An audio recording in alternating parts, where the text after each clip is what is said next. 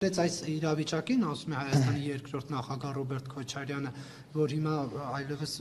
այդ քայլերը անելուց հետո մի հատ էլ Ռուսաստանին ասում ենք սա ինչի չեք անում մեր համար, այն մեկը ինչի չեք անում, Քոչարյանը կարծում է, որ եթե մենք այդ ուղղությամբ համագործակցենք նրանց հետ, նաև իրենցից կկարողանանք ինչ-որ ակնկալիքներ ունենալ։ Դուք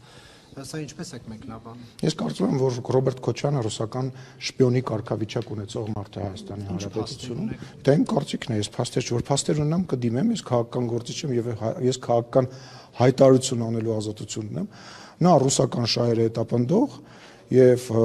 միայն այդ ուղղությամբ ծառայություն մատուցող քաղաքական գործիչ է գնում։ Քաղաքական հայտարարության անվան տակ կարելի է ով ինչ ուզել ասի, պարոն Սիմոնյան։ Ես տեսնում եմ այն գործունեությունը, այն տեքստերը եւ այն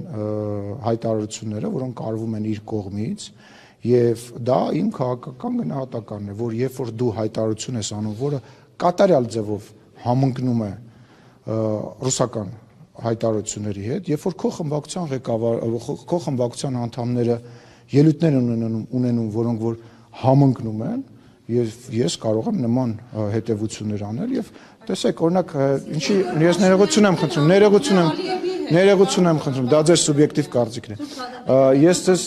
շնորհակալ եմ։ Կարելի է ես իմ կարծիքը արտահայտեմ, հետո Կարինե ջան կգաք, ձեզ կհարցնեմ, կասեմ Նիկոլ Փաշինյանի կարծիքում, բայց վերջացնեմ, էլի, հա, պատասխանը,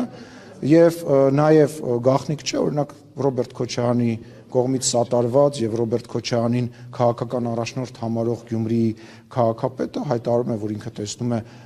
Հայաստանը, Ռուսաստան, Բելարուս միութենական կազմի մեջ եւ սենց բազմաթիվ օրինակներ կան, որը որ ինձ թույլ է տալիս նման պնդում անել